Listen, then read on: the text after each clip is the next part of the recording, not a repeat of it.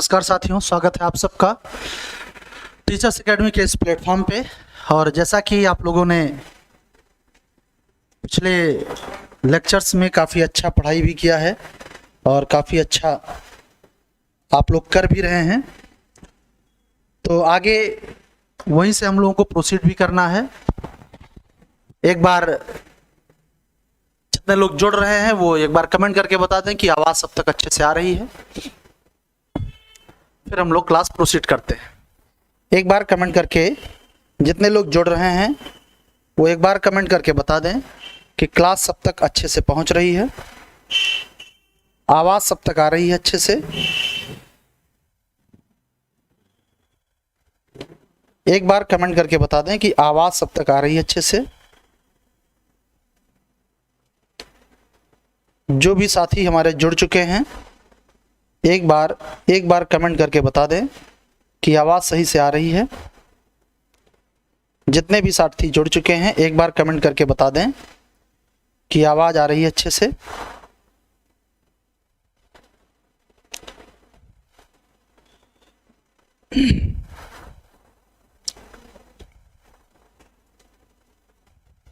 चलें, तो एक बार अगर आप लोग कमेंट करके ये बता दें कि आवाज़ सब तक प्रॉपर पहुंच रही है कि नहीं, तो ये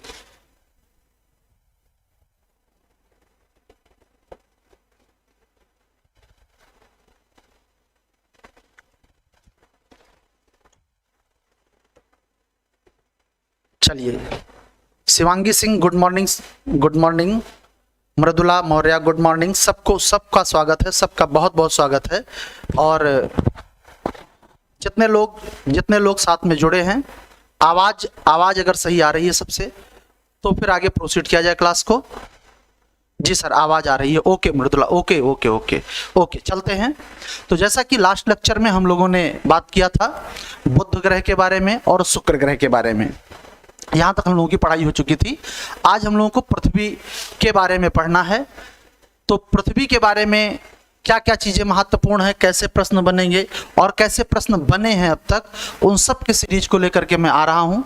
हाँ, एक बात आप लोगों से एक रिक्वेस्ट है कि अगर आप लोग एक बार सेशन को अगर बेहतर तरीके से शेयर भी कर दें अपने स्तर पे, तो ये हमारे लिए खुशी की बात होगी। अपने भाई के लिए कर दें, ऐसा अच्छा लगेगा हमें, ठीक है। और हाँ, एक बार अगर आप लोग शेयर कर दें, सब लोग सेशन को जितने लोग जुड़े हैं एक बार शेयर कर दें तो अच्छा रहेगा और अच्छे से और भी पढ़ाया जाएगा। मतलब जितना भी, मतलब मन खोल के पढ़ाने वाली बात है ना, आप लोग एक बार मन खोल के शेयर कर दीजिए, हम मन खोल के पढ़ाना शुरू कर दें। क्लियर है? तो चलिए शिवांगी हैं, मृदुला हैं और सबका, शिवानी है, सबका बहुत बहुत स्वागत है, बहुत बहुत स्वागत है सबका। चलिए तो शुरू करते हैं। प्लेनेट के ग्रह के आज मैं दूसरी क्लास ले रहा हूँ ग्रहों पे। हम लोगों ने अपने पहले लेक्चर में जो ग्रह के गति के संबंधी नियम को पढ़ा था, उसके बाद में हम लोगों ने ग्रह स्पेशल पे बात किया। तो हमने बुध के बारे में पढ़ा, हमने शुक्र के बारे में पढ़ा, और आज हम लोगों को बात करनी है किसके ऊपर, तो बताएंगे कि आज हम लोग पृथ्वी के पढ़ने वाले हैं, अपनी पृथ्वी को पढ़ने वाले हैं। ठीक है, तो अपनी पृथ्वी के बारे में आज हम लोगों को बात करना है। शुरू करते हैं। पृथ्वी के बारे में क्या क्या बातें महत्वपूर्ण हैं, जरा आते हैं उस पे।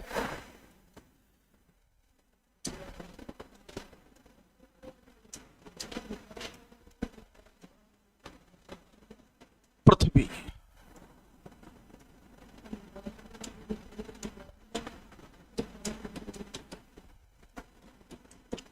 अर्थ के बारे में हम लोगों को बात करनी है।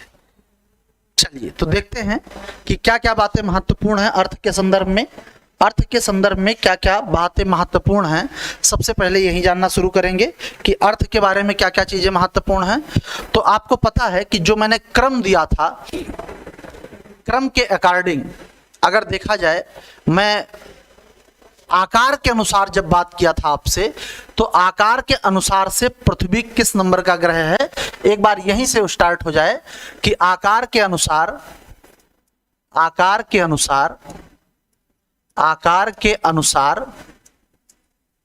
पृथ्वी किस नंबर पे है अनुसार।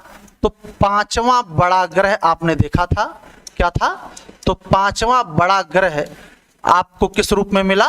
पृथ्वी के रूप में मिला। आकार के अनुसार पृथ्वी पांचवा बड़ा ग्रह है और आपको पता है सूर्य से दूरी के क्रम में किस नंबर पे है? तो सूर्य से दूरी के क्रम में भी आपने बताया था, सूर्य से दूरी के क्रम में, सूर्य से दूरी के क्रम में किस नंबर पे आपने बताया था? तो आपने बताया था कि तीसरा स्थान है। सूर्य से दूरी के क्रम में कौन सा स्थान है? तो बताएंगे कि तीसरा स्थान है। सूर्य से दूरी के क्रम में कौन सा स्थान है? तो आपने बताया था कि तीसरा स्थान है। अब मैंने जब दूरी पे आपसे क्वेश्चन किया था कि सूर्य से औसत दूरी, पृथ्वी की सूर्य से औसत दूरी के बारे में जब मैंने बात किया था तो भी आपने बताया था पृथ्वी से सूर्य की औसत दूरी कितना है? 14.96 करोड़ किलोमीटर है। कितना है?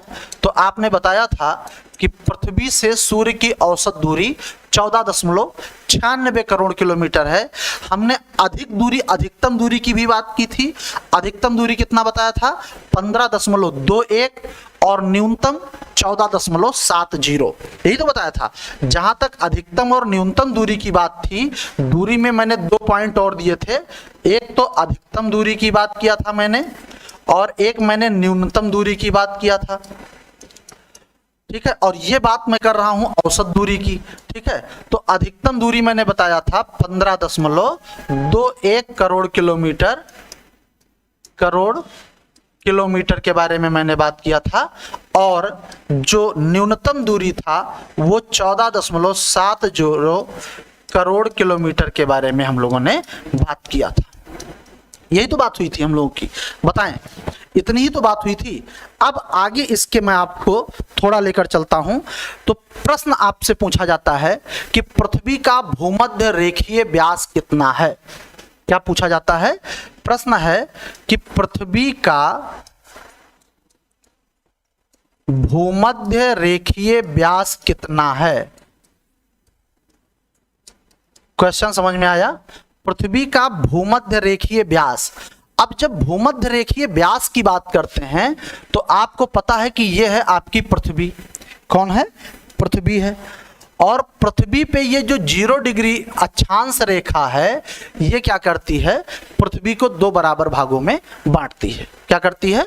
पृथ्वी को 2 बराबर भागों में बांटती है। जो 0 डिग्री अक्षांश रेखा है वो क्या करती है? पृथ्वी को 2 बराबर भागों में बांटती है। इस 0 डिग्री को क्या कहते हैं? भूमध्य रेखा कहते हैं। क्या बोलते हैं इसको? इसी को तो भूमध्य रेखा कहते हैं। तो अगर ये भूमध्य रेखा है और आपको पता है कि ये सेंटर वाला पॉइंट है, तो ये जो पूरी डिस्टेंस है यही क्या कही जाती है? व्यास कही जाती है, डायमीटर कही जाती है। क्या कही जाती है? व्यास।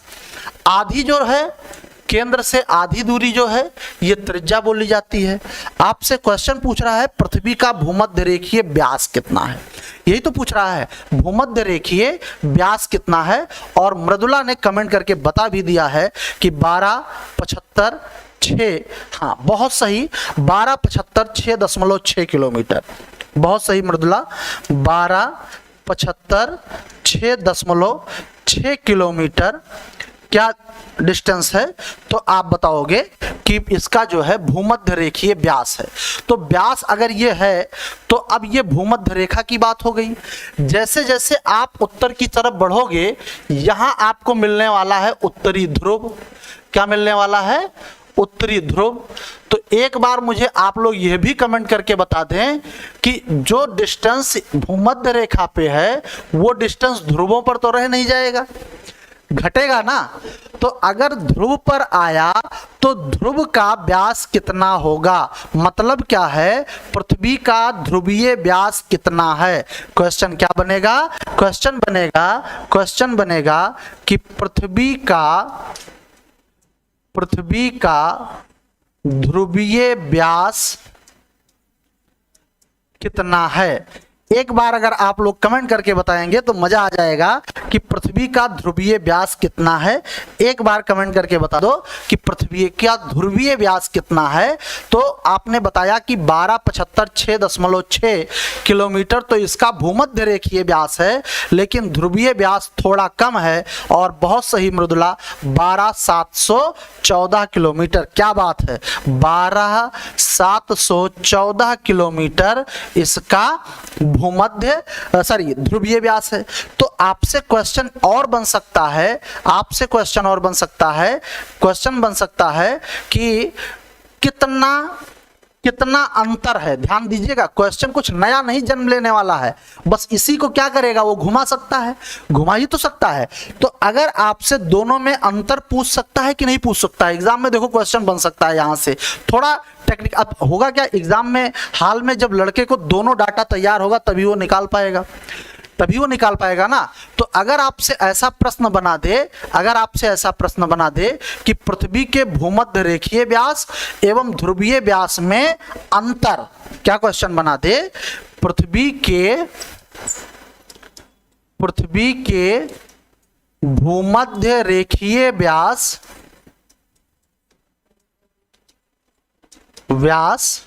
व ध्रुवीय व्यास में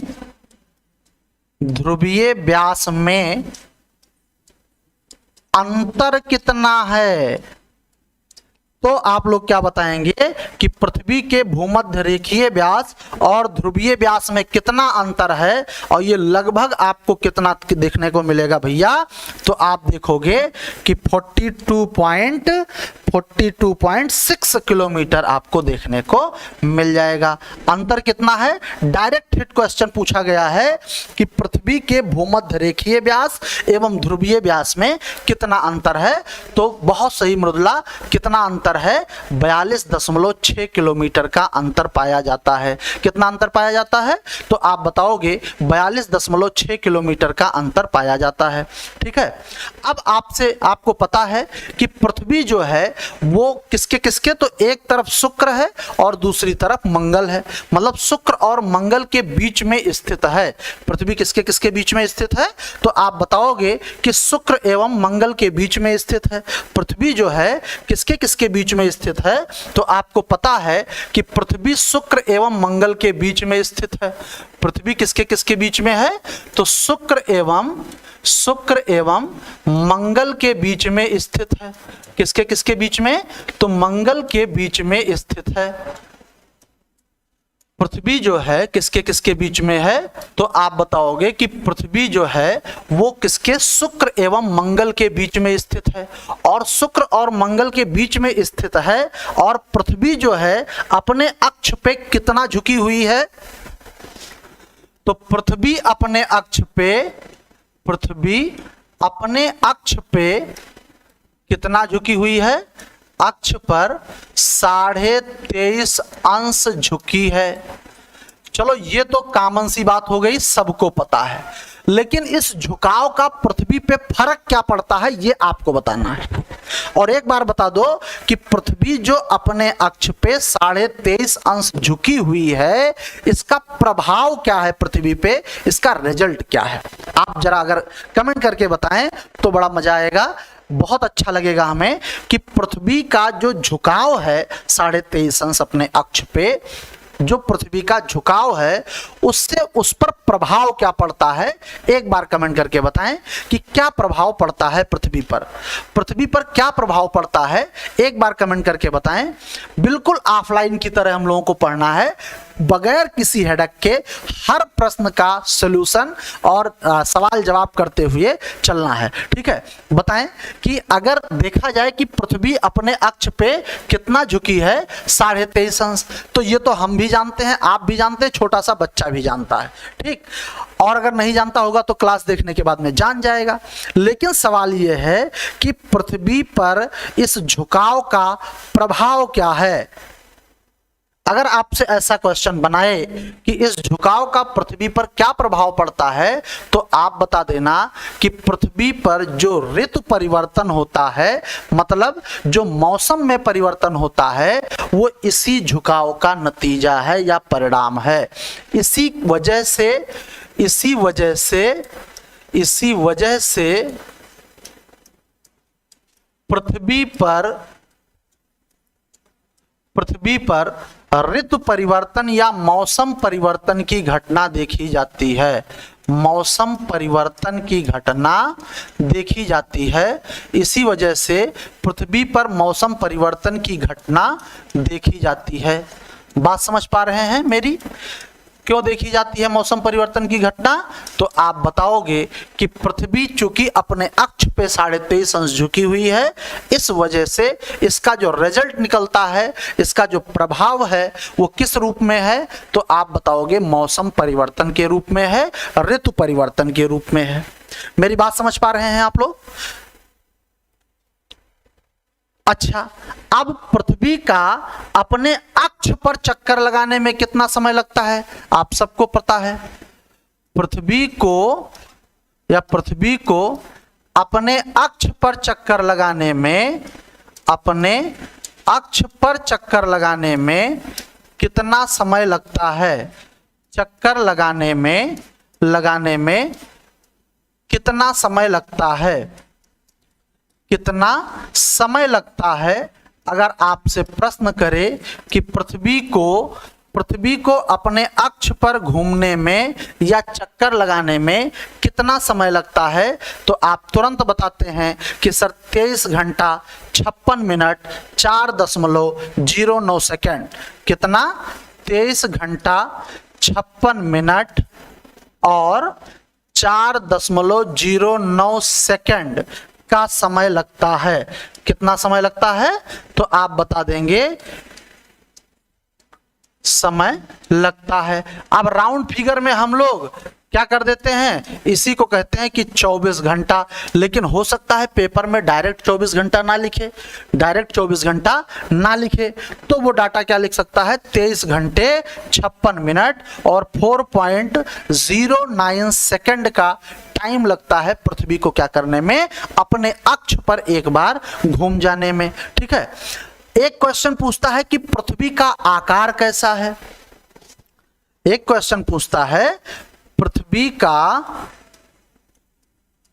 आकार कैसा है, तो आप क्या बताएंगे कि पृथ्वी का आकार कैसा है। देखो, इस पे अलग अलग जितनी भी किताबें आप पढ़ोगे उतने हिसाब से आपको क्या देखने को मिल जाता है, जितनी भी किताबें आप अलग अलग पढ़ोगे उसी हिसाब से आपको इसमें डाटा देखने को मिलता है। आप एक बात ध्यान रखना, आप क्या करना कि जब भी कभी ये प्रश्न आपके समक्ष आएगा कि पृथ्वी का आकार कैसा है, तो आपको क्या करना है, इस पे ज़्यादा आपको परेशान होने की जरूरत नहीं है। आप तुरंत अंग्रेजी वर्जन देख लीजिएगा और आप देखना वहां पे एक लिखा होगा जियोइड। ठीक है, अंग्रेजी वर्जन में क्या लिखा रहता है, जियोइड लिखा रहता है। ठीक, आप जो है इसी ऑप्शन को क्या करना, हाँ मृदुला जी बिल्कुल सही कह रही हैं, जियोइड ऑप्शन को ही आप आंसर करना।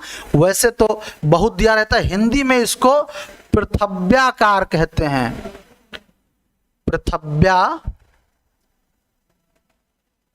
हिंदी में क्या बोलते हैं इसको, हिंदी में इसको पृथव्याकार कहते हैं।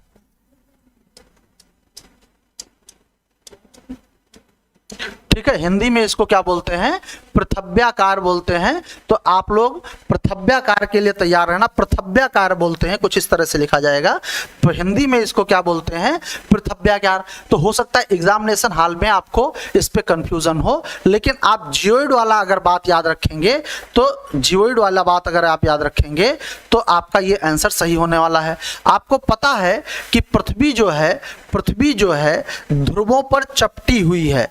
पृथ्वी जो है ध्रुवों पर कैसी है, तो पृथ्वी ध्रुवों पर क्या करती है, ध्रुवों पर कैसी है, तो चपटी हुई है। पृथ्वी जो है ध्रुवों पर चपटी हुई है। मतलब अगर देखा जाए तो ये जो ध्रुव वाला पोर्शन है पृथ्वी पे, ये वाला जो पोर्शन है, ये पोर्शन दबाव में है। ठीक है, ये जो पोर्शन है ध्रुव वाला, इस पोर्शन पे दबाव है, मतलब ऐसे को कुछ दबाव है। ठीक है, तो पृथ्वी जो है क्या देखने को पाते हैं कि ध्रुवों पर चपटी हुई है। बात समझ पा रहे हैं मेरी? पृथ्वी क्या है, तो आप बताओगे कि ध्रुवों पर चपटी हुई है। अब आपको पता है अगर यहां से आपसे क्वेश्चन बने तो हमें लगता है एक क्वेश्चन और मेरे दिमाग में आ रहा है जो बन सकता है। क्या बन सकता है? यहां पे मैंने डायमीटर पे आपसे बात किया कि पृथ्वी का ध्रुवीय व्यास इतना है तो और भूमध्य रेखीय व्यास इतना है। त्रिज्या भी तो पूछ सकता है आपसे, त्रिज्या भी तो पूछ सकता है। आपको पता है व्यास का आधा होती है त्रिज्या, तो 42 का आधा 21 हो जाएगा। ठीक है, 42 का आधा कितना हो जाएगा? 21 हो जाएगा। तो या तो 21 या 21.3 अगर ऑप्शन देगा तो आप उस हिसाब से अपना उत्तर करना। अगर ऐसा प्रश्न बनाता है कि पृथ्वी का जो है, पृथ्वी की त्रिज्या या भूमध्य रेखीय त्रिज्या कितनी है, तो आप क्या बता देना? पृथ्वी की भूमध्य रेखीय त्रिज्या 21 किलोमीटर है।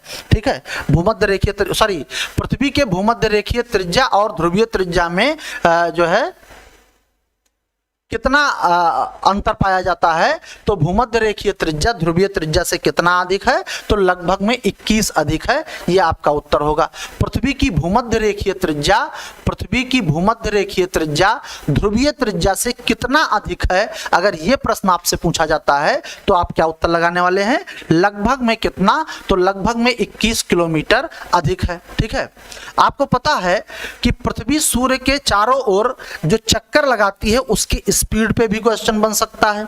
क्या बन सकता है क्वेश्चन? तो उसके स्पीड पे भी क्वेश्चन बन सकता है। क्वेश्चन कैसे बनेगा स्पीड पे?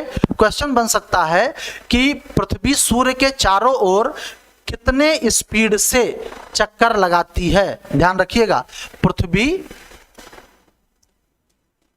सूर्य का चक्कर, पृथ्वी सूर्य का चक्कर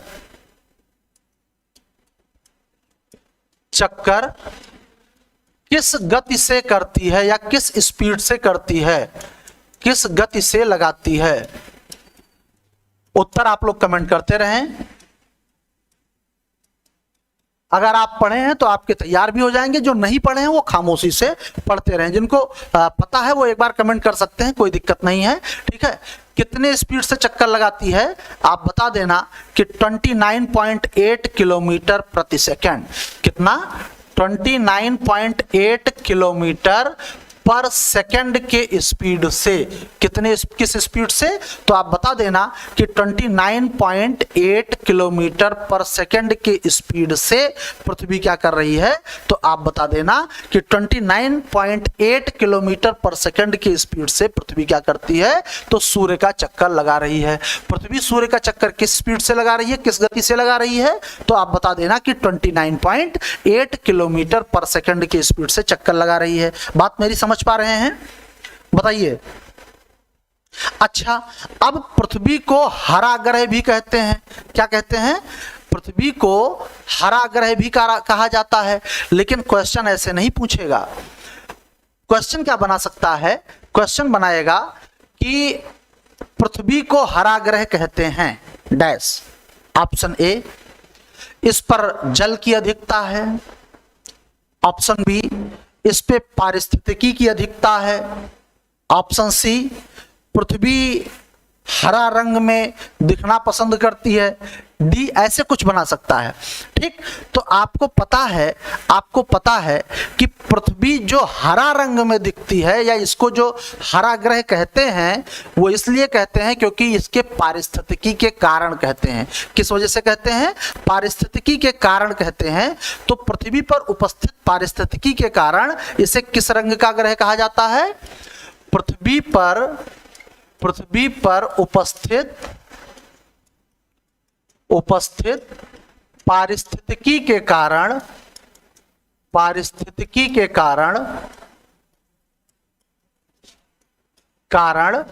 इसे हरा ग्रह कहते हैं। कैसा ग्रह कहते हैं? तो आप बता देना कि इसे हरा ग्रह कहते हैं। बाकी जल की अधिकता के कारण इसको नीला कहते हैं, ये तो आप सब जानते थे, ये तो आप सब लोग जानते थे कि नीला ग्रह क्यों कहते थे? तो जल की अधिकता के कारण। ठीक है, जल की अधिकता के कारण इसे कौन सा ग्रह कहते हैं? पृथ्वी पर जल की अधिकता के कारण, पृथ्वी पर जल की अधिकता के कारण, जल की अधिकता के कारण इसे क्या कहा जाता था? कारण इसे जो है नीला ग्रह कहा जाता है। क्या कहा जाता है? तो इसे नीला ग्रह कहते हैं। ठीक है, जल की अधिकता के कारण क्या कहते हैं? नीला ग्रह कहते हैं। नीला ग्रह क्यों कहते हैं? क्योंकि जल की अधिकता है। लेकिन हरा ग्रह क्यों कहते हैं? अगर इसका रीजन पूछेगा तो उत्तर क्या लगाओगे? पारिस्थितिकी के कारण कहते हैं। बात मेरी समझ में आ रही है? अगर इसको पूछे कि हरा ग्रह क्यों कहते हैं, तो हरा ग्रह इसको इसकी पारिस्थितिकी की वजह से कहते हैं, और नीला ग्रह क्यों कहते हैं? तो जल की अधिकता के कारण कहते हैं। आपको पता है कि सूर्य का प्रकाश पृथ्वी तक पहुंचने में कितना समय लेता है? तो एक बार इसको भी बता दीजिए कमेंट करके कि सूर्य का प्रकाश पृथ्वी तक पहुंचने में कितना समय लगता है? पहुंचने में कितना समय लेता है? तो आप बताओगे कि 8 मिनट और लगभग में 16 सेकंड का समय ले लेता है। कितना ले लेता है? तो आप बताओगे 8 मिनट और 16 सेकंड का समय लेता है। कितना लगता है? तो आप बता देना कि 8 मिनट 16 सेकंड का समय लगता है। किसको? तो बता देना कि सूर्य के प्रकाश को पृथ्वी तक पहुंचने में। ठीक है, अब अगर आपसे पूछे कि पृथ्वी के कितने प्रतिशत भाग पर जल पाया जाता है, तो आप बता देना कि पृथ्वी के 71% भाग पर जल पाया जाता है। और बचा कितना? एंड 29% बच रहा है ना। 29% भाग पर क्या मिलता है? तो 29% भाग पर स्थल पाया जाता है। बात समझ पा रहे हैं मेरी? कितने परसेंट भाग पे जल मिलता है? तो बता देना कि 71% भाग पे जल मिलता है, और 29% भाग पे क्या मिलेगा? तो जस्ट रेस्ट बचा 29% भाग पर स्थल पाया जाएगा। आयु के बारे में मैंने बात किया था। पृथ्वी की अनुमानित आयु कितनी है? पृथ्वी की अनुमानित आयु कितनी है? आप जरा एक बार कमेंट करके बता दो। पृथ्वी की अनुमानित आयु के बारे में अगर बात किया जाए तो आप बताओगे कि पृथ्वी की अनुमानित आयु 4.6 अरब वर्ष है। कितना है? तो आप बता देना 4.6 बिलियन वर्ष है। ठीक है, अनुमानित आयु कितनी है? 4.6 बिलियन वर्ष है। ठीक है, कितना है? तो आप बता देना कि 4.6 बिलियन ईयर क्या है? तो इसकी अनुमानित आयु है। बात समझ रहे हैं? अच्छा, पृथ्वी का परिक्रमण समय कितना है? अगर यह प्रश्न आता है, पृथ्वी का परिक्रमण समय अगर आपसे पूछता है, जो वह सूर्य के परितः करती है, परिक्रमण तो सूर्य के परितः ही करती है, तो आपको पता है कि 365 दिन 5 घंटे 48 मिनट और 46 सेकंड। कितना? 365 दिन 5 घंटे 48 मिनट और 6 सेकंड का समय लेती है। कितना? 365 दिन 48 मिनट और 46 सेकंड का समय लेती है। 365 दिन 5 घंटे 48 मिनट और 46 सेकंड का समय लेती है। क्या करने में? तो आप बताओगे पृथ्वी एक पूरा चक्कर घूमने में सूर्य का कितना टाइम लेती है? 365 दिन 5 घंटे 48 मिनट और 46 सेकंड का समय लेती है। आपसे क्वेश्चन पूछ सकता है पृथ्वी के पास कितने उपग्रह हैं? तो पृथ्वी का एकमात्र प्राकृतिक उपग्रह है और उसका नाम तो आप लोग जानते ही हैं, और उस उपग्रह को रिश्ते में मामा कहते हैं। तो बता देना कौन है? चंदा मामा है। पृथ्वी का एकमात्र प्राकृतिक उपग्रह कौन है? पृथ्वी का एकमात्र प्राकृतिक उपग्रह कौन सा है? तो आप बता देना कि एकमात्र प्राकृतिक उपग्रह आपका चंद्रमा है। कौन है? चंद्रमा है। पृथ्वी का एकमात्र प्राकृतिक उपग्रह कौन है? तो आप बता देना कि पृथ्वी का एकमात्र प्राकृतिक उपग्रह चंद्रमा है। आपसे क्वेश्चन पूछ सकता है कि चंद्रमा से पृथ्वी की दूरी कितनी है? तो औसत दूरी जो है साहब वो कितनी है? 3,84,000 किलोमीटर। ठीक है, एकमात्र प्राकृतिक उपग्रह चंद्रमा है और चंद्रमा की दूरी जो है, अगर यहीं पे मैं लिख दूं दूरी कितनी है, तो आप बता देना 3,84,000 किलोमीटर दूर है। कितना? चंद्रमा पृथ्वी से कितना दूरी पे है? तो बता देना 3,84,000 किलोमीटर की दूरी पर है।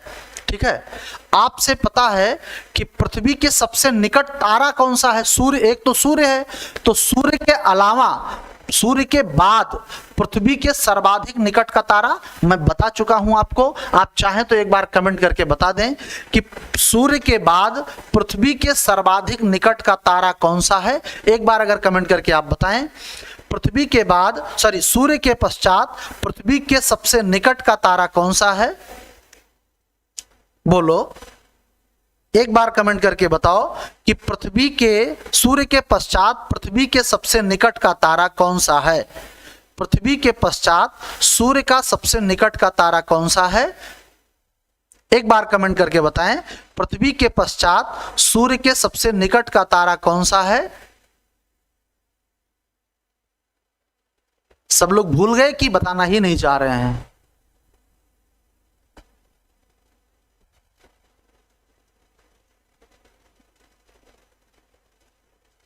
एक बार कमेंट करके बताओ भाई कि पृथ्वी, सूर्य के पश्चात पृथ्वी के सबसे निकट का तारा कौन सा है?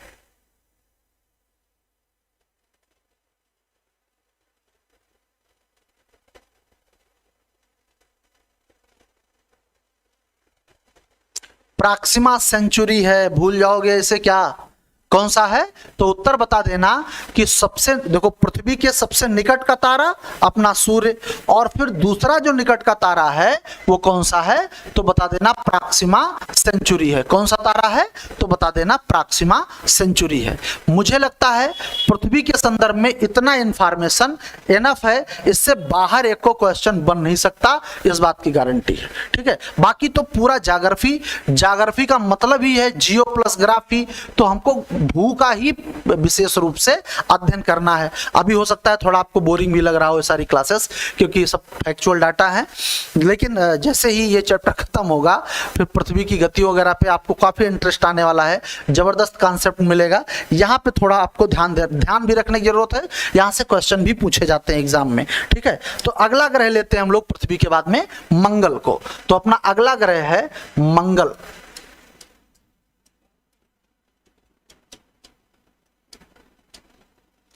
मंगल ग्रह के बारे में बात करो, मार्स के बारे में बात करोगे अगर, तो आपको बता दूं, मार्स के बारे में आपको बता दूं,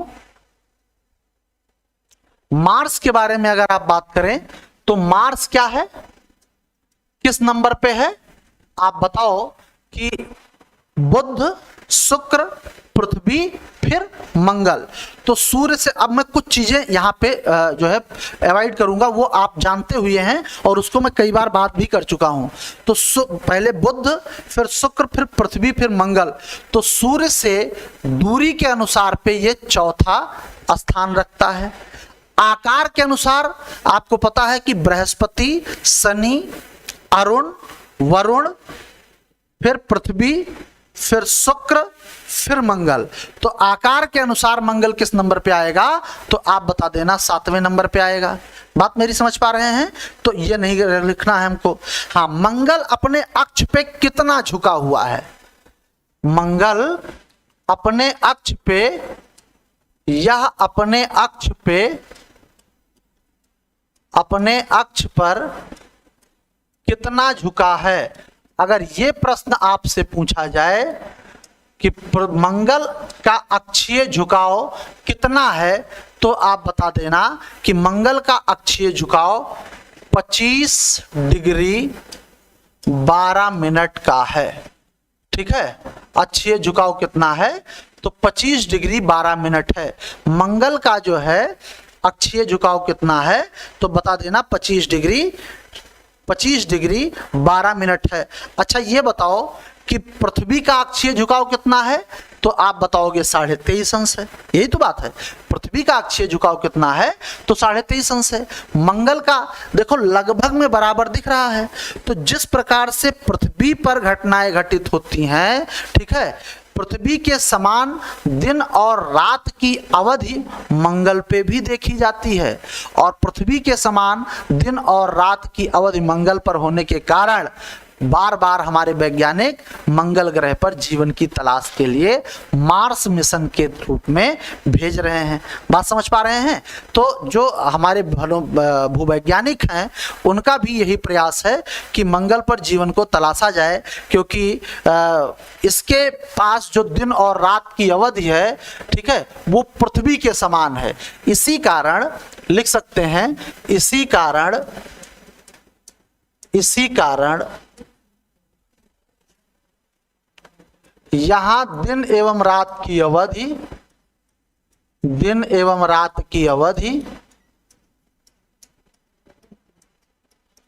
किसके समान है, तो बता देना कि पृथ्वी के लगभग समान है, ठीक है। अब ये सब विचार करने की बात है, थोड़ा ब्रेन इस्तेमाल करने की बात है, बाकी कोई बहुत बड़ा ये डाटा नहीं है कि आपको बहुत परेशान करने वाला है, ठीक। और मंगल अपने अक्ष पर 24 घंटे 37 मिनट और 23 सेकंड में घूर्णन पूरा कर लेता है। इसकी घूर्णन अवधि कितनी है, तो आप बता देना कि मंगल की घूर्णन अवधि कितनी है, तो बता देना कि 24 घंटे 37 मिनट 23 सेकंड। 24 घंटे 37 मिनट और 23 सेकंड जो है वो क्या पड़ता है, तो मंगल की घूर्णन अवधि है। मंगल की घूर्णन अवधि कितनी है, 24 घंटे 37 मिनट और 23 सेकंड। तो परिक्रमण अवधि भी तो आपसे पूछ सकता है, परिक्रमण अवधि कितनी है जो ये सूर्य की परिक्रमा करता है, तो बता देना कि मंगल का परिक्रमण अवधि कितना है, 686.98 दिन है। कितना है, 686.98 दिन। तो कभी कभी कुछ किताब 687 दिन भी लिख देती हैं, तो आप बुरा ना मानना उनके लिए, ठीक है। 686.98 दिन में यह पूरा करता है, ठीक है। अब ये देखो, इसके पास जो है आयरन ऑक्साइड की उपस्थिति है। क्वेश्चन पूछ चुका है, अधिकता किसकी है, यहां आयरन ऑक्साइड की अधिकता है। क्या है भैया मेरे, तो आप बताओगे कि यहां पर आयरन ऑक्साइड की अधिकता है। किसकी अधिकता है, तो आप बताओगे कि आयरन ऑक्साइड की अधिकता है। किसकी अधिकता है, तो आप बताओगे कि मंगल पर आयरन ऑक्साइड की अधिकता पाई जाती है। अच्छा, आयरन ऑक्साइड अगर अधिक मिलेगा तो क्या दिखेगा, तो आपको पता है कि इसका जो सतह है भैया, इसकी जो सरफेस है वो कैसे दिखेगी, तो इसकी सरफेस लाल रंग की दिखेगी, ठीक है। अधिकता है जिस कारण इसकी सतह लाल रंग की दिखाई देती है। कैसी दिखती है, तो बताएंगे लाल रंग की दिखाई देती है, और इस कारण से इसको क्या कहेंगे, दिखाई देती है। अतः इसे लाल ग्रह कहते हैं। क्या कहते हैं, अतः इसे लाल ग्रह कहते हैं। क्या नाम देते हैं, तो बताएंगे कि इसको क्या कहते हैं, तो लाल ग्रह कहते हैं। लाल ग्रह किस ग्रह को कहा जाता है, एक डाटा यहां से पूछा जाता है, ठीक है। लाल ग्रह किसको कहा जाता है, तो आप बता देना किसको कहा जाता है। तो मिश्रा जी बहुत बहुत नमस्कार। लाल ग्रह किसे कहा जाता है मेरे भाई, तो बता देना कि लाल ग्रह मंगल को कहा जाता है, ठीक है। आपको इसके अलावा बता दूं कि मंगल ग्रह के जो वायुमंडल है इसमें कौन कौन सी गैसें पाई जाती हैं, यह भी क्वेश्चन पूछता है। तो मंगल के वायुमंडल में कौन कौन सी गैस पाई जाती है, मंगल के वायुमंडल में कौन कौन सी गैस पाई जाती है, एक बार कमेंट करके बता दो, मजा आ जाएगा। कौन कौन सी गैस पाई जाती है तो बता देना कि यहाँ पे कार्बन डाइऑक्साइड है, नाइट्रोजन है और आर्गन है। क्या है तो आप बता देना कि यहाँ पे कार्बन डाइऑक्साइड है, नाइट्रोजन है और आर्गन है। कौन कौन सी गैस है तो आप बता देना कि कार्बन डाइऑक्साइड है, नाइट्रोजन है और आर्गन गैसें मिलती हैं। क्वेश्चन पूछा है कि मंगल के वायुमंडल में कौन कौन सी गैस मिलती है तो आप बता देना कि मंगल के वायुमंडल में कार्बन डाइऑक्साइड, नाइट्रोजन और आर्गन गैस पाई जाती है। कौन कौन सी गैसें पाई जाती हैं? कार्बन डाइऑक्साइड, नाइट्रोजन और आर्गन गैस पाई जाती है। अगर आपसे क्वेश्चन पूछे कि मंगल के कितने उपग्रह हैं, मंगल के पास कितने उपग्रह हैं तो आप बता देना कि मंगल के पास 2 उपग्रह हैं। कौन कौन? एक तो है बेटा फोबोस और दूसरा है बेटा डीमोस। कौन कौन है तो फोबोस और डीमोस 2 उपग्रह मंगल के पास हैं। और आपको बता दें डीमोस पूरे सौरमंडल का सबसे छोटा उपग्रह है। ठीक है, डीमोस जो है, हाँ डीमोस जो है पूरे सौरमंडल का, बिल्कुल सही मृदुला, बिल्कुल सही, मिश्रा जी भी सही बता रहे हैं, सबका सही है। 2 उपग्रह हैं फोबोस और डीमोस। और आपको मैं बता दूं कि फोबोस और डीमोस में डीमोस उपग्रह जो है ये सौरमंडल का सबसे छोटा उपग्रह है। एक क्वेश्चन बड़ा पे भी पूछता है कि सौरमंडल का सबसे बड़ा उपग्रह कौन सा है, तो आगे जब बृहस्पति अभी पढ़ाएंगे तो वहां पढ़ाएंगे कि गैनीमेड है एक उपग्रह। कौन है? गैनीमेड। तो गैनीमेड उपग्रह सौरमंडल का सबसे बड़ा उपग्रह है और सौरमंडल का सबसे छोटा उपग्रह है डीमोस। कौन है? तो डीमोस जो है ये सौरमंडल का सबसे छोटा उपग्रह है, सौरमंडल का सबसे छोटा उपग्रह है। क्या है मेरे भाई? तो सब सौरमंडल का सबसे छोटा उपग्रह कौन सा है तो आप बता दोगे कि सौरमंडल का सबसे छोटा उपग्रह कौन है? डीमोस। गैनीमेड के बारे में अभी हम लोग बात करेंगे। ठीक है, इतनी बात समझ में आई। एक बात आपको यहां पे और बता दूं कि मंगल ग्रह पर एक ज्वालामुखी है, मंगल ग्रह पर एक ज्वालामुखी है, उसका नाम है ओलियस मेसी। क्या नाम है? ओलियस मेसी। और ये जो ओलियस मेसी ज्वालामुखी है भैया, ये सौरमंडल की सबसे बड़ी ज्वालामुखी है। ध्यान रखना, सौरमंडल की सबसे बड़ी ज्वालामुखी और सौरमंडल का सबसे बड़ा पर्वत, पर्वत का नाम है निक्स ओलंपिया। पर्वत कौन है? पर्वत कौन? ज्वालामुखी ओलियस मेसी। और पर्वत जो है, पर्वत का नाम है निक्स ओलंपिया। क्या नाम है? तो आप बताओगे कि निक्स ओलंपिया पर्वत है और ओलियस मेसी ज्वालामुखी हैं और ये सौरमंडल के सबसे बड़े हैं, सौरमंडल में सबसे बड़े हैं। ठीक है, चाहे ज्वालामुखी की बात करें या पर्वत की बात करें तो सौरमंडल का सबसे बड़ा पर्वत कौन है तो आप बताओगे निक्स ओलंपिया है। और सौरमंडल में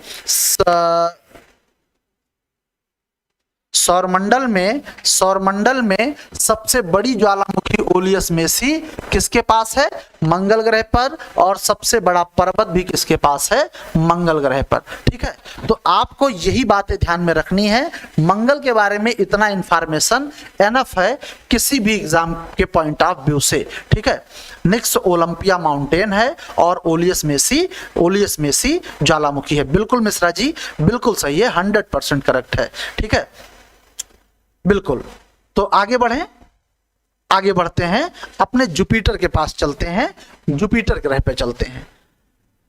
बाकी पीडीएफ तो आप सबको मिल ही जाती होगी जो है ग्रुप में, तो कोई दिक्कत है ही नहीं, इसीलिए मैं स्क्रीनशॉट के लिए नहीं कहता हूं। फिर भी अगर आप लेना चाहें, जो लोग ग्रुप से ना ऐड हो वो स्क्रीनशॉट ले सकते हैं एक बार।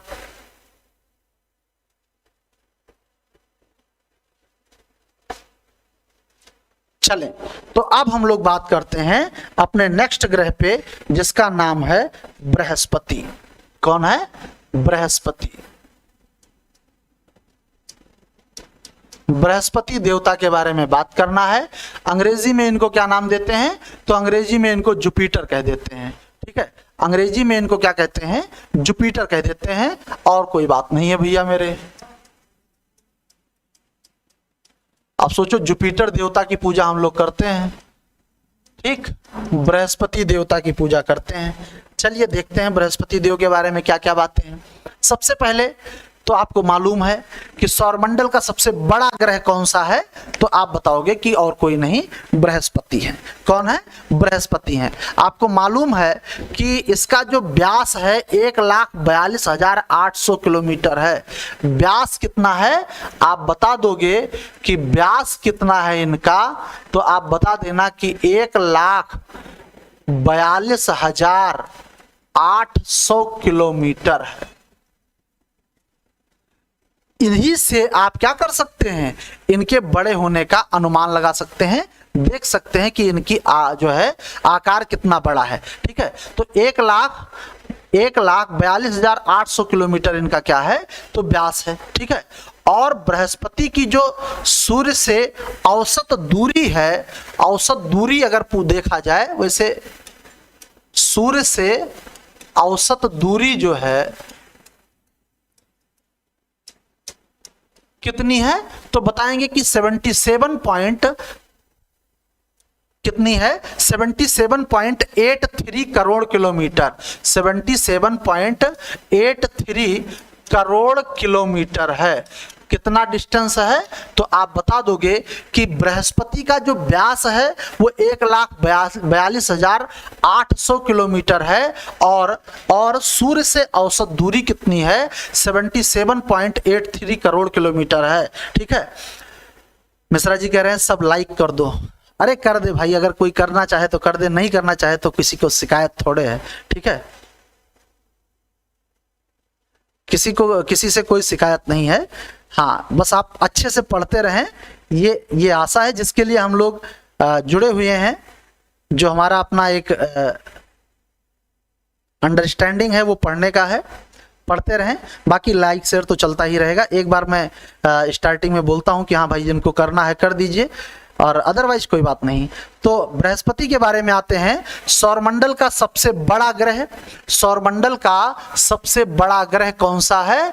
तो आप बताओगे सौरमंडल का सबसे बड़ा ग्रह कौन है? तो आप बता देना कि बृहस्पति है।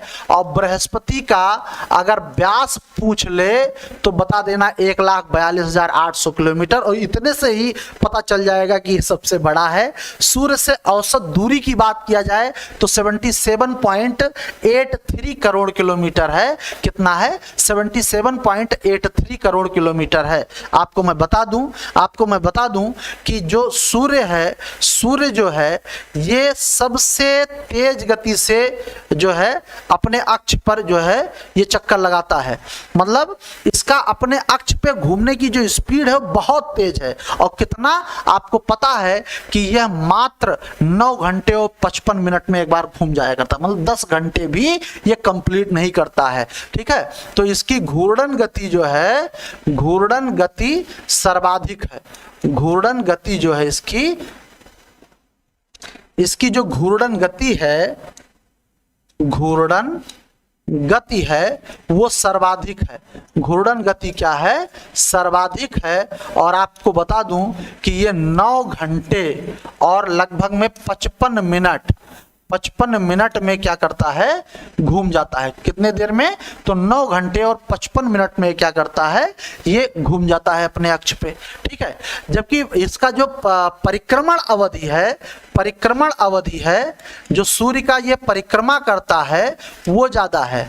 परिक्रमण अवधि जो है वो अधिक है। और कितना? तो आप बता देना कि सूर्य का चक्कर लगाने में कितना लेता है टाइम? 11.86 ईयर ले लेता है। 11.11 कितना? 86 वर्ष का समय ले लेता है। ठीक है, 86 वर्ष का 11.86 ईयर का टाइम ले लेता है। जुगल किशोर पाठक जी भी जुड़ गए हैं। देर से आए भाई 9 घंटा 55 मिनट में एक चक्कर पूरा करता है। बिल्कुल सही है पाठक जी, बिल्कुल सही कह रहे हैं। हाँ, आप थोड़ा आज लेट में आए हैं, ऑफलाइन में होते तो फिर आपसे कुछ चाय पानी की व्यवस्था होती पेनल्टी के रूप में। हाँ, मृदुला मौर्य जी बिल्कुल सही कह रही हैं, जुगल किशोर पाठक जी भी सही कह रहे हैं। 11.86 करोड़ किलोमीटर जो है, 86 करोड़ किलोमीटर जो है, सॉरी 11.86 ईयर टाइम लगता है इसको घूमने में। और इसका जो है पलायन वेग सौरमंडल में सर्वाधिक है। क्वेश्चन भी पूछता है कि किस ग्रह का पलायन वेग पूरे सोलर सिस्टम में सर्वाधिक है, तो आप बता देना कि इसका पलायन वेग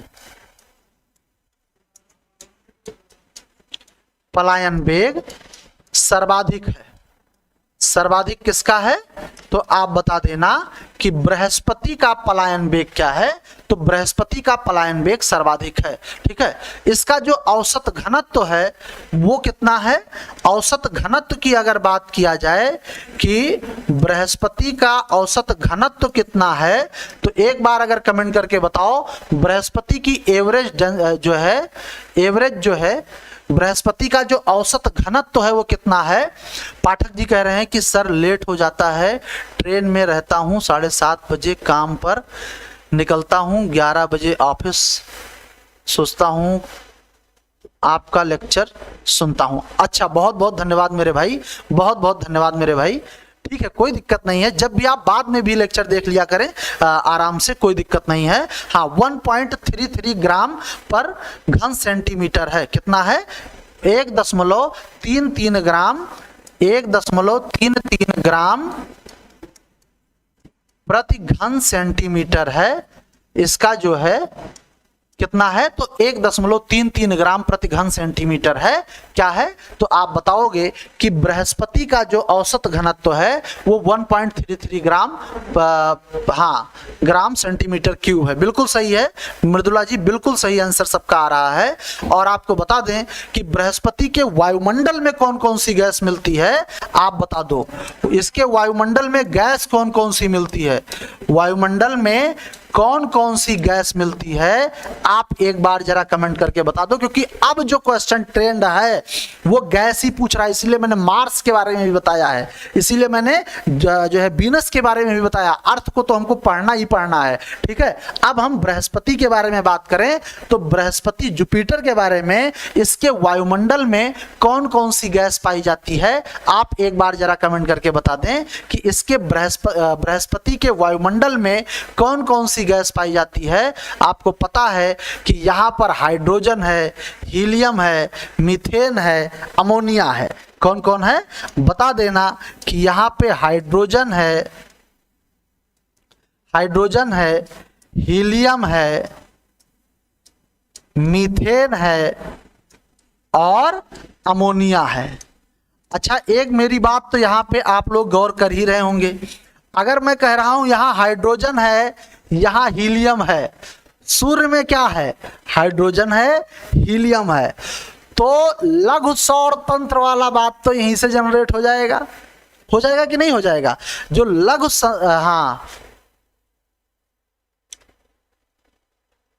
जलवाष्प जी, हाइड्रोजन, हीलियम, मीथेन और अमोनिया।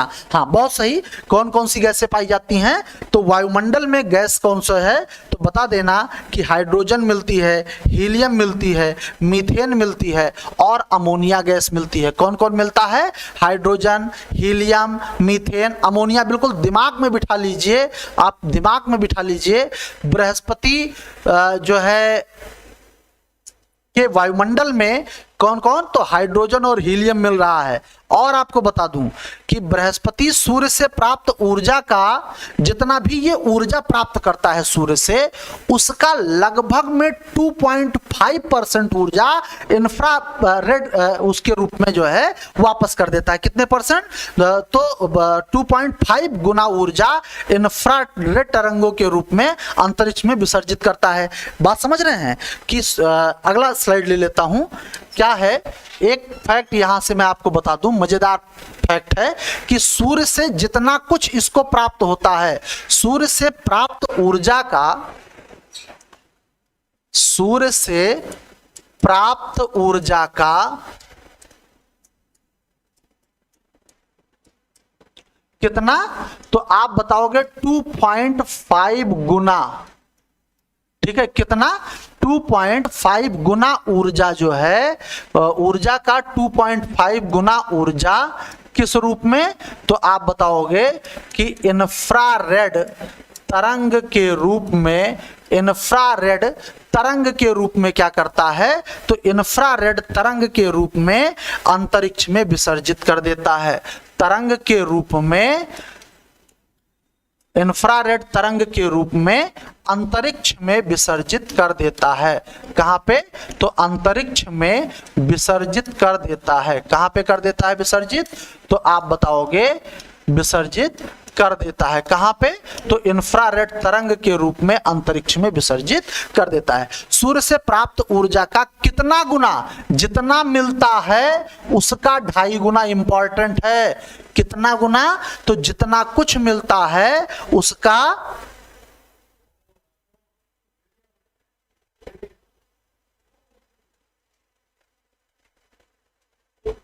हाँ होता है बृहस्पति में, हाँ वही मैं बात कर रहा हूं भाई मेरे, कि बृहस्पति में सूर्य से प्राप्त ऊर्जा का 2.5 गुना इंफ्रारेड तरंग के रूप में अंतरिक्ष में विसर्जित कर देता है।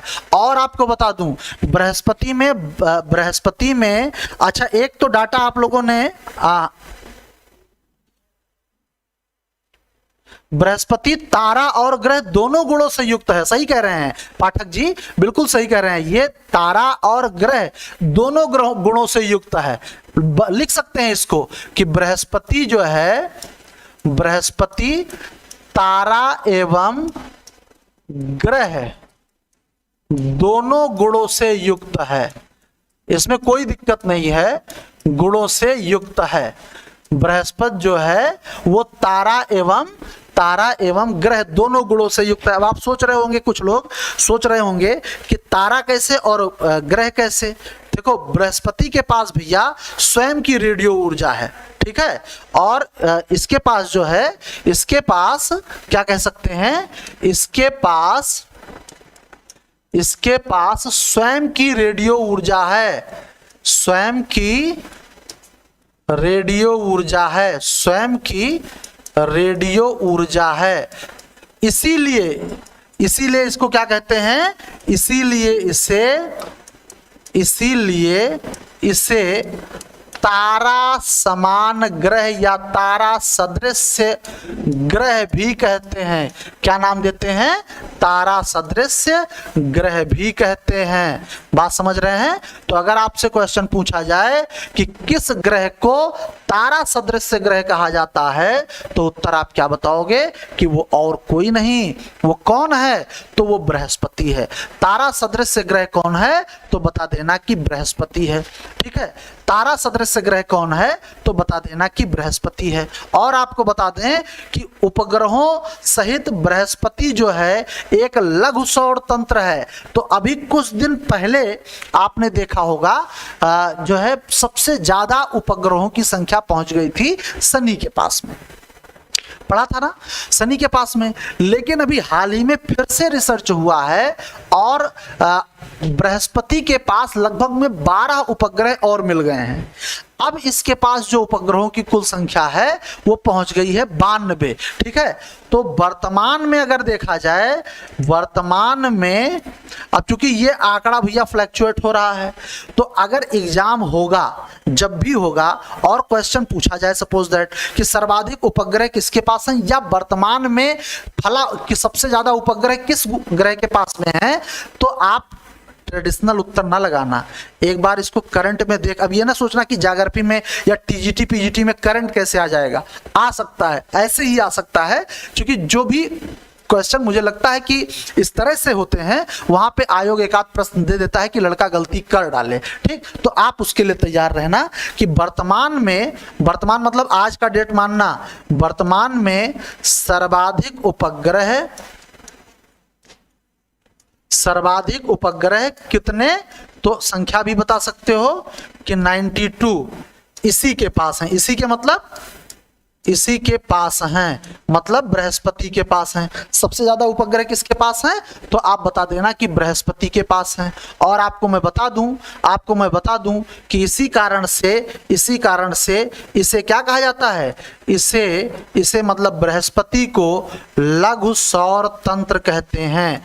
क्या कहते हैं भैया मेरे, तो आप बताओगे बृहस्पति को लघु सौर तंत्र कहते हैं। क्या कहते हैं, तो आप बताओगे कि लघु सौर तंत्र किसे कहा जाता है, तो आप बता देना कि बृहस्पति को कहा जाता है। एक बार स्क्रीनशॉट जो लोग लेना चाहें वो ले लें।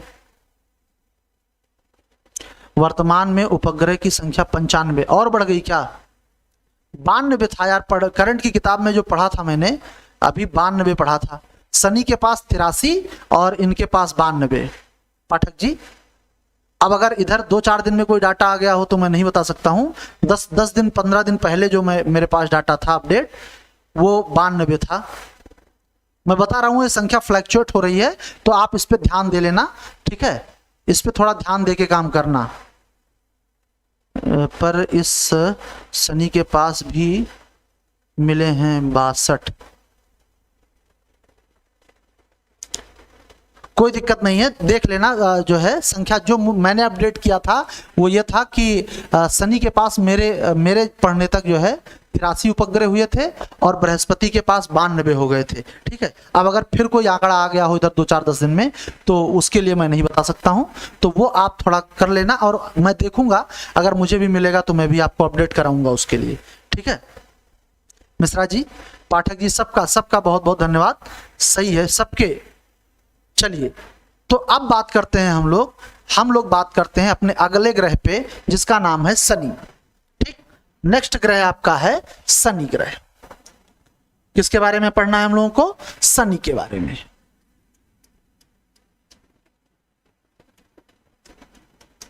सैटर्न, जैसा कि आप जानते ही हैं शनि के बारे में, शनि सिर्फ ग्रह नहीं एक डरावने देवता भी हैं भैया।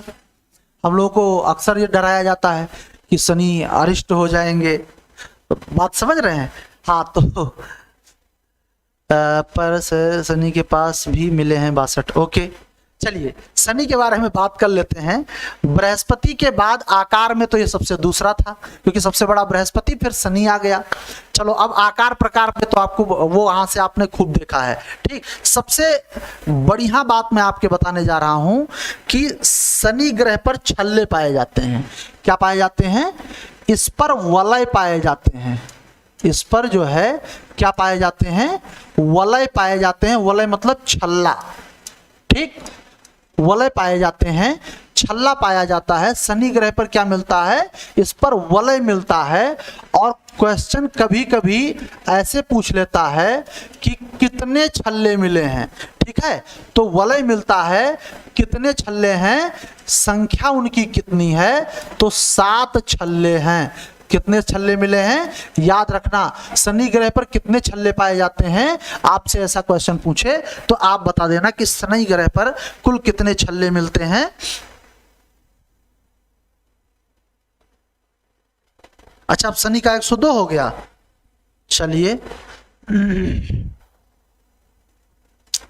हाँ फेब में 92 ही था। चलिए भाई तो इसको भी अपडेट कर लिया जाएगा। तो अभी बृहस्पति के पास कितने बचे हैं, 92 हैं, और शनि के पास 102 हो गए।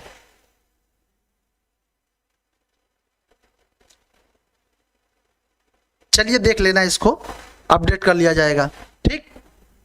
आपको मैं बता दूं सबसे कम घनत्व अगर पूरे सौरमंडल में, अब चूंकि ये गैसों के छल्ले हैं, छल्ला किसके हैं, तो गैसों के हैं, तो जाहिर सी बात है गैसों की डेंसिटी तो ज्यादा हो नहीं पाएगी। तो सबसे कम घनत्व किसका है, सबसे कम घनत्व वाला ग्रह कौन सा है? अगर आपसे क्वेश्चन पूछा जाए तो आप बता देना कि वो और कोई नहीं, शनि है। सबसे कम घनत्व वाला ग्रह कौन सा है? तो बता देना कि शनि है। ठीक, बात समझ रहे हैं? और इसका जो पलायन वेग है भैया 36 किलोमीटर पर सेकंड है। पलायन वेग कितना है? तो पलायन वेग अगर कभी पूछ ले, वैसे पूछेगा नहीं, तो मैं बता दूं कि 36 किलोमीटर पर सेकंड है। शनि ग्रह पर पलायन वेग कितना है? तो आप बता देना कि 36 किलोमीटर पर सेकंड है। आपको मैं बता दूं कि शनि के वायुमंडल में कौन कौन सी गैसें पाई जाती हैं। शनि के इसके वायुमंडल में कौन कौन सी गैसें पाई जाती हैं? तो आप बता दो कि इसके वायुमंडल में अमोनिया मिलती है, इसके वायुमंडल में मीथेन मिलता है। क्या मिलता है? मीथेन गैस और अमोनिया गैस पाई जाती है। कौन कौन सी गैसें मिलती हैं? तो आप बता देना कि इसके वायुमंडल में मीथेन गैस मिलती है और अमोनिया गैस के बादल पाए जाते हैं। इसके वायुमंडल में मीथेन और अमोनिया गैस के बादल मिलते हैं। किसके बादल मिलते हैं? तो बता देना कि मीथेन और अमोनिया के बादल हैं। मीथेन और अमोनिया के बादल हैं। और आपको मैं बता दूं कि ये जो मीथेन और अमोनिया का, हाँ, पानी के ऊपर भी तैर सकता है भाई, हल्का है ना तो तैर सकता है। ठीक, शनि का जो घूर्णन अक्ष है वो 26 मिनट 44 सेकंड 26 अंश 44 मिनट झुका हुआ है। ठीक है, इसका जो घूर्णन अक्ष है, घूर्णन अक्ष जो है वो कितना? 26 डिग्री 44 मिनट झुका है। बात समझ रहे हैं? इसका जो घूर्णन अक्ष है वो कितना झुका है? तो 26 डिग्री 44 मिनट झुका हुआ है। और अपने अक्ष पर एक बार घूमने में मात्र 10 घंटा 34 मिनट टाइम लेता है। कितना?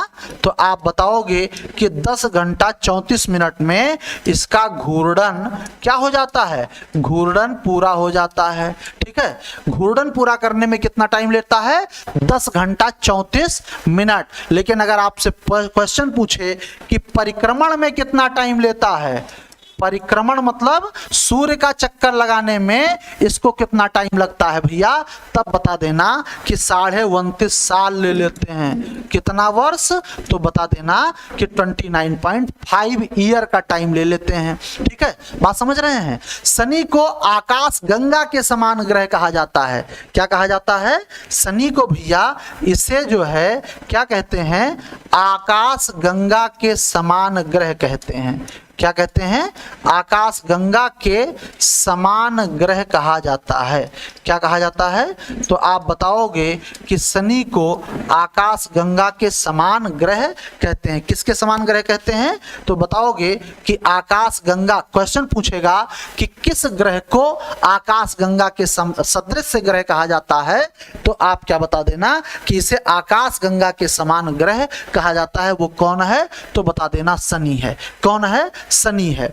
अब भैया इसके उपग्रह पे मैं कोई अभी कमेंट नहीं करने वाला हूं, क्योंकि अगर 102 हो गया है तो आप लोग सबसे ज्यादा उपग्रह इसी के पास भी हैं। ठीक, तो आप इस बात को भाई अपने से अपडेट कर लेना। ठीक है, शनि का सबसे बड़ा उपग्रह कहिए तो मैं बता दूं कि शनि का सबसे बड़ा उपग्रह जो है, सबसे बड़ा उपग्रह जो है, इसका सबसे बड़ा उपग्रह जो है, उपग्रह कौन सा है? तो वो बता देना कि टाइटन है। शनि का सबसे बड़ा उपग्रह कौन है? तो शनि का सबसे बड़ा उपग्रह कौन सा है? तो बता देना कि शनि का सबसे बड़ा उपग्रह टाइटन है। कौन है भैया मेरे? तो शनि का सबसे बड़ा उपग्रह कौन है? हाँ, टाइटन है। शनि का सबसे बड़ा उपग्रह कौन सा है? तो टाइटन है। ठीक है, और आपको मैं बता दूं कि टाइटन की एक विशेषता है। टाइटन की विशेषता यह है भैया कि इसके पास, शनि के जो उपग्रह टाइटन है, इसके पास क्या देखने को पाओगे? टाइटन के पास, इसके पास स्वयं का वायुमंडल है। ये बड़ी बात है, स्वयं का वायुमंडल है। इसके पास स्वयं का वायुमंडल है, ये बड़ी इंपॉर्टेंट बात है। टाइटन सबसे बड़ा, शनि का सबसे बड़ा उपग्रह कौन है? टाइटन है। और टाइटन के पास अपना स्वयं का वायुमंडल है, ये बड़ी बात है। ठीक, बात समझ रहे हैं? तो इतनी बात हमें लगता है शनि के लिए भी एनफ है। ठीक, अब हम लोग बात कर रहे हैं अरुण पे। किस पे बात कर रहे हैं? अरुण पे, यूरेनस। अरुण की अगर बात किया जाए तो अरुण की खोज किसने किया? सबसे पहले तो यही इंपॉर्टेंट है, अरुण की खोज किसने किया भैया मेरे? आप बता दो कि अरुण की खोज किसके द्वारा की गई थी। आप बता दें कि अरुण की खोज किसके द्वारा किया गया? अरुण की खोज किसके द्वारा किया गया? आप बता सकते हैं कि अरुण की खोज किसने किया है? तो विलियम हर्शेल ने किया है। किसने किया? आप बता देना कि अरुण की खोज किसने किया? तो विलियम हर्शेल ने किया। और आपसे पूछ ले कि कब किया, तो यह भी बता देना कि कब किया है। बता देना कि 1781 में। ठीक है, 1781।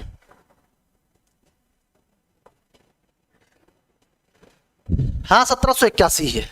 1781 में किसने किया? तो विलियम हर्शेल ने किया। खोज किसने किया? तो आप बता देना कि अरुण की खोज,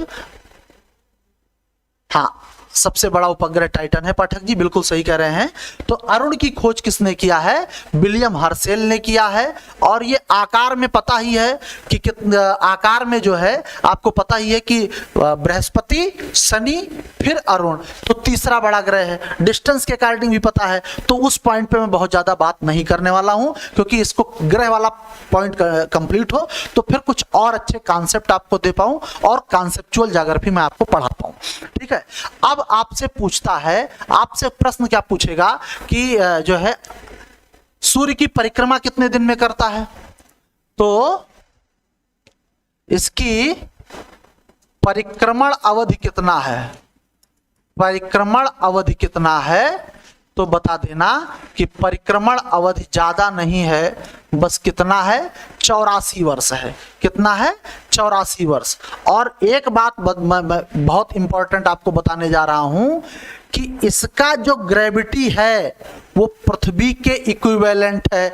इसलिए यहां से क्वेश्चन पूछा जा सकता है कि किस ग्रह का गुरुत्वाकर्षण पृथ्वी के लगभग समान है। अगर ऐसा प्रश्न बना दे, हिल जाएगा। एक बार मैं गारंटी ले रहा हूं, एक बार हिल जाएंगे लोग। इसलिए इस बात को आप ध्यान में रखना कि इसका जो ग्रेविटी है, इसका गुरुत्वाकर्षण शक्ति है, इसका गुरुत्वाकर्षण शक्ति, इसका गुरुत्वाकर्षण शक्ति पृथ्वी के लगभग बराबर है। पृथ्वी के लगभग बराबर है। बराबर है। किसके बराबर है? तो बता देना कि इसका गुरुत्वाकर्षण शक्ति पृथ्वी के लगभग बराबर है। बात समझ रहे हैं? पृथ्वी के समान है। ठीक, इसका जो अक्षीय झुकाव है वो 82.5 अंश है। अक्षीय झुकाव कितना है? तो आप बता देना कि अक्षीय झुकाव जो है वो कितना है? तो वो कितना है? 82.5 डिग्री है। अच्छा, इतना जब कोई झुका रहेगा तो लेटा ही तो दिख रहेगा। देखो लेटा हुआ दिख रहा है कि नहीं दिख रहा है? अब इतना जब ये लेट गए हैं तो इनको लेटा हुआ ग्रह कह देते हैं। लेटा हुआ ग्रह कह देते हैं। क्या कहते हैं? लेटा हुआ ग्रह कह देते हैं। क्या नाम दे देते हैं इनको? लेटा हुआ ग्रह कह देते हैं। क्यों? अक्षीय झुकाव 82.5 अंश है, तो ऐसा मालूम पड़ता है कि ये लेटे हुए हैं। बात समझ रहे हैं?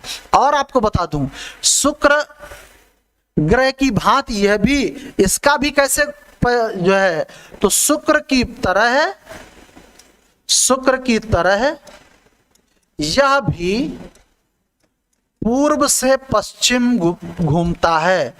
पूर्व से पश्चिम घूमता है। कैसे घूमता है? तो बता देना कि जैसे शुक्र पूर्व से पश्चिम घूमता था, ऐसे बृहस्पति भी पूर्व से पश्चिम की ओर घूमता है। आपको मैं बता दूं कि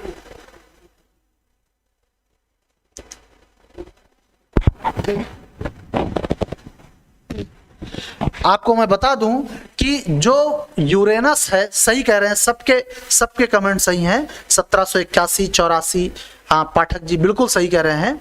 मैं आपको बता दूं कि जो अरुण है, अरुण के बारे में आपको बता दूं कि जिस प्रकार से शनि पर गैसों के छल्ले पाए जाते हैं, ऐसे अरुण पर भी गैसों के छल्ले हैं। ठीक है, इस पर भी गैसों के छल्ले मिलते हैं, गैसों के छल्ले पाए जाते हैं। और अगर पूछ लिया जाए कि संख्या कितनी है, तो उनकी छल्लों की संख्या 10 है। याद रख लेना। शनि पर कितने छल्ले हैं? 7। अरुण पर कितने छल्ले हैं? तो याद कर लेना 10। कितने छल्ले हैं? तो अरुण ग्रह पर छल्लों की संख्या कितनी है भैया मेरे? तो बता देना कि 10 है। कितनी है? तो बता देना कि 10 है। बात समझ पा रहे हैं मेरी? अरुण ग्रह पर छल्लों की संख्या कितनी है? तो बता देना 10 है। और आपको बता दें कि इसके पास उपग्रह की संख्या कितनी है? इसके पास उपग्रहों की संख्या कितनी है? तो बता देना 27 है। कितने उपग्रह हैं? 27 उपग्रह हैं। 27 उपग्रह हैं। तो ये तो रहा आपके अरुण के बारे में जो महत्वपूर्ण बातें थी, वो हम लोगों ने डिस्कस किया। चाहे तो एक बार स्क्रीनशॉट ले लें, फिर हम लोग वरुण पे भी आज ही खत्म कर देते हैं। और वरुण खत्म करते हैं। हाँ, एक बात और कहिए तो बता दूं कि इसको जब दूरबीन से देखते हैं तो ये हरी डिस्क जैसा दिखता है। ठीक है, क्या बताएंगे कि दूरबीन से देखने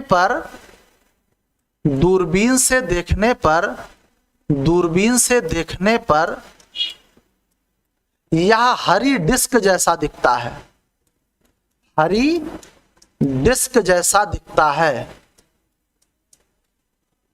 तो हो सकता है क्वेश्चन एक बना ही दे कि कौन सा ग्रह जो है हरी डिस्क के जैसा दिखता है। तो आप बता देना कि यूरेनस दिखता है। और आपको पता ही है कि जब ये पश्चिम से पूर्व की ओर घूमता है तो सूर्योदय पश्चिम में होगा, सूर्यास्त पूर्व में होगा। तो ये तो एक कॉमन सी बात है, इतना तो आप जानकार हैं ही। ठीक, अब हम लोग बात करने वाले हैं वरुण के बारे में। किसके बारे में? अरुण बात हो गई, तो अब हम लोग बात करेंगे वरुण ग्रह के बारे में। किसके में? तो वरुण ग्रह के बारे में, जिसको आप लोग नेपट्यून कहते हैं। क्या कहते हैं? नेपच्यून कहते हैं। बात समझ रहे हैं? किसके बारे में? तो बताएंगे कि नेपट्यून के बारे में बात करना है, नेपच्यून के बारे में बात करना है। वरुण की अगर बात किया जाए तो सबसे पहले अगर अरुण की खोज बात हुई थी तो वरुण की भी खोज होना चाहिए। तो वरुण की खोज किसने किया? तो आपको पता है कि वरुण की खोज किया जोहान गाले ने। किसने किया? जोहान गाले ने किया। किसने किया भैया? जोहान गाले ने। किसने किया? तो वरुण की खोज किया है जोहान गाले ने।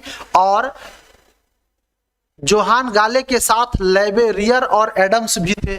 जोहान गाले थे, लेबेरियर थे और एडम्स थे। 3 लोग थे। और कब इनकी खोज की गई? तो आप बता देना कि इसकी खोज की गई थी 1846 में। कब की गई थी? 1846 में इसकी खोज की गई। 1846 ईस्वी में इसकी खोज की गई। किसके द्वारा? तो बताओगे जोहान गाले के द्वारा। बात समझ पाए ना? जोहान गाले, लेबेरियर और एडम्स के द्वारा क्या किया गया? इसकी खोज किया गया।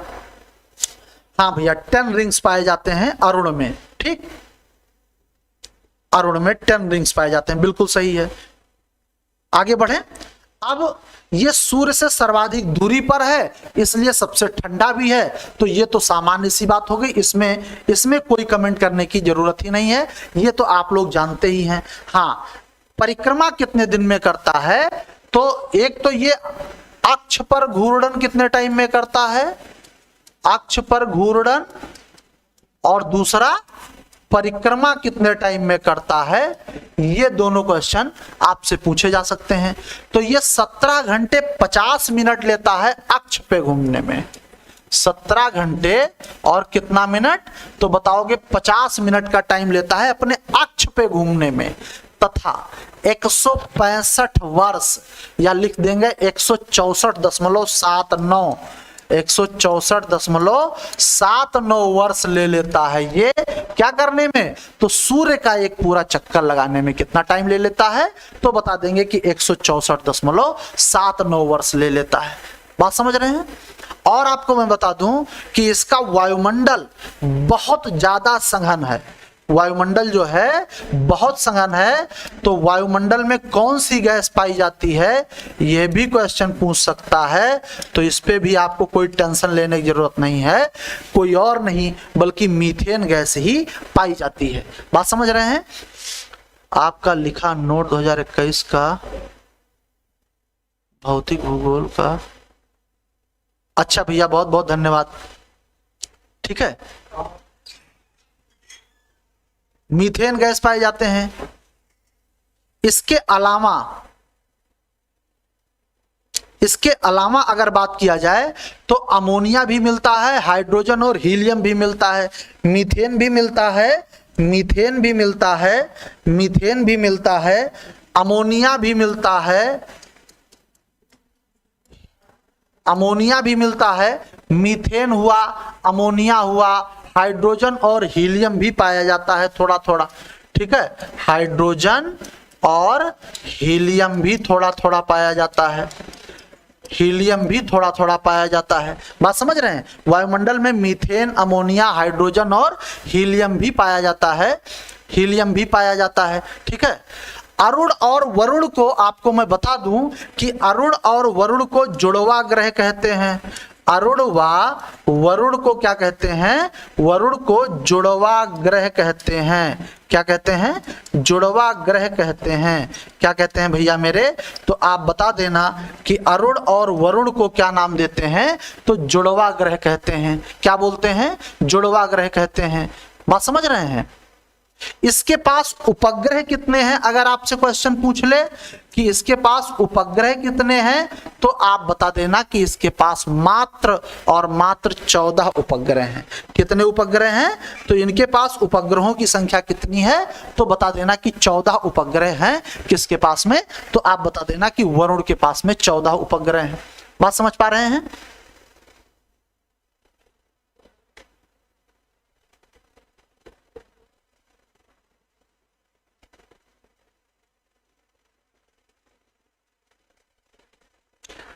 अब ये तो रहा ग्रहों के संदर्भ में जो महत्वपूर्ण बातें थी, वो मैंने वरुण के, बस इससे ज्यादा कुछ इससे अब पूछा नहीं जाना है।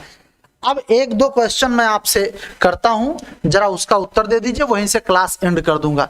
ठीक है, कि किन ग्रहों को हम अपने नग्न आंखों से नहीं देख सकते। क्वेश्चन क्या है, किन ग्रहों को हम अपने नग्न आंखों से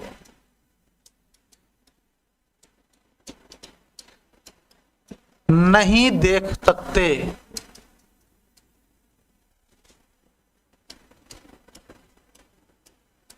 एक तो प्रश्न ये हो गया आपके लिए, किन ग्रहों को हम अपने नग्न आंखों से नहीं देख सकते। ठीक है, और किसे देख सकते हैं, अगला क्वेश्चन यही बना देता हूं। ठीक है, किन किन ग्रहों को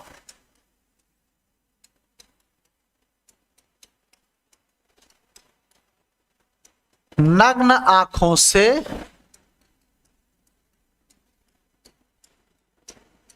देखा जा सकता है।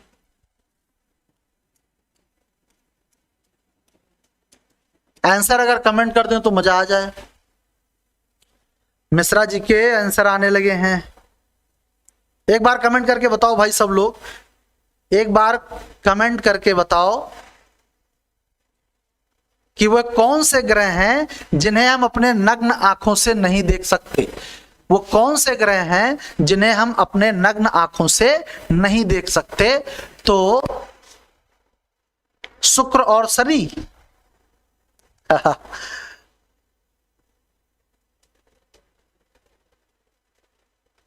चलो जितने लोग जुड़े एक बार कमेंट करके बता दो भाई, एक बार कमेंट कर दो भाई, मजा आ जाएगा। कौन कौन से ऐसे ग्रह हैं जिन्हें हम अपनी आंखों से देख सकते हैं ऐसे नग्न आंखों से, और कौन कौन से ग्रह हैं जिनको नहीं देख सकते हैं। बहुत सिंपल सा क्वेश्चन है। देखो, अरुण और वरुण को नंगी आंखों से नहीं देख सकते हैं। वाह पाठक जी, बिल्कुल सही। अरुण एंड वरुण, पहले का आंसर क्या है तो बता देना कि पहले का आंसर क्या है। पहले का आंसर है अरुण एंड वरुण, और बाकी सबको देख सकते हैं। मतलब बुध को देख सकते, शुक्र को देख सकते, मंगल को देख सकते हैं, बृहस्पति को देख सकते हैं, और शनि को। अब ये ना कहने लगा कि हम पृथ्वी को भी देख सकते हैं, ठीक है, क्योंकि दो क्वेश्चन, शुक्र सही शनि, अच्छा दो का शुक्र और शनि नहीं, बुध भी देख सकते हैं, बुध को भी देख सकते हैं, शुक्र को भी देख सकते हैं, शनि को भी देख सकते हैं, मंगल और बृहस्पति को भी देख सकते हैं। बस पृथ्वी को हम पूरा नहीं देख सकते। पहले यही तो बताए थे सर हम। हाँ तो कोई दिक्कत नहीं भाई मेरे, मैंने कमेंट नहीं देखा होगा या तो, ठीक, बिल्कुल सही है, ठीक। अच्छा, सौरमंडल में सर्वाधिक घनत्व किसका है? एक क्वेश्चन और ले लीजिए, इसका उत्तर बता दीजिए। सौरमंडल में सर्वाधिक घनत्व किस ग्रह का है? सर्वाधिक घनत्व किस ग्रह का है? सौरमंडल में सर्वाधिक घनत्व किस ग्रह का है? एक बार कमेंट कर दो, सौरमंडल में सर्वाधिक घनत्व किस ग्रह का है?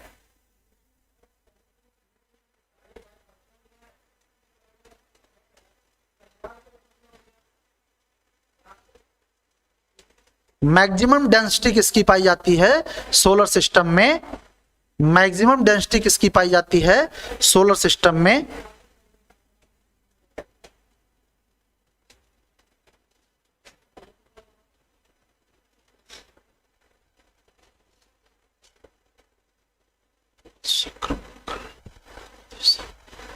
हाँ बिल्कुल सही, मृदुला मौर्य जी कह रही हैं अर्थ का, बिल्कुल सही है। सबसे ज्यादा घनत्व किसका है तो बता देना पृथ्वी का। और एवरेज डेंसिटी आपको मैं बताता चलता हूं कि एवरेज डेंसिटी कितनी है पृथ्वी की, तो वो है 5.5, ठीक है। एवरेज डेंसिटी कितनी है 5.5 है। ये आज का सेक्शन रहा, आज यहीं तक रहने देते हैं। ग्रह चैप्टर खत्म हो गया है। अगले लेक्चर पे जब हम लोग मिलेंगे, प्लूटो के बारे में तो मैं पहले ही बता चुका था कि वो एक क्षुद्र ग्रह हो गया है, तो उस पर आप लोगों को फिर से कोई मतलब नहीं है उस पर कोई क्लास लेने का। अगर आपको लगेगा कि हाँ प्लूटो के बारे में कुछ और बताया जाए तो एक बार आप कमेंट कर देना सेक्शन में, और जो है ऑफलाइन पे मैं उसको देख लूंगा। कल हम लोग जो है उपग्रह के बारे में पढ़ेंगे, तो उपग्रह के बारे में पढ़ेंगे तो अब ब्लू मून क्या है, ब्लड मून क्या है, या जितने कुछ भी उपग्रह से संबंधित घटनाएं हो सकती हैं, अब आपको वो सारी चीजें कल जो है हम लोग एक साथ डिस्कस करेंगे, ठीक। तो आज यहीं तक रहने देते हैं, और जो है आशा करता हूं कि आप सबको क्लास अच्छे से समझ में आई होगी, ठीक। एक बार आप लोग कमेंट करके अगर कोई बात आपसे कोई क्वेश्चन होता है, कुछ ऐसा है कि जो नहीं समझ में आता है, आप ऑफलाइन में उसमें कमेंट कर दिया कीजिए। मैं वीडियो देखता हूं, मैं आपको उसका जो है सॉल्यूशन आकर के मैं क्लास में दे दिया करूंगा जब भी नेक्स्ट क्लास स्टार्ट होगी। क्योंकि ऑनलाइन मीडियम है तो इस माध्यम से हम लोग अपना तैयारी मेंटेन कर सकते हैं। मिलते हैं फिर कल 10:30 बजे, तब तक आप लोग स्वस्थ रहें, मस्त रहें। थैंक यू, जय हिंद।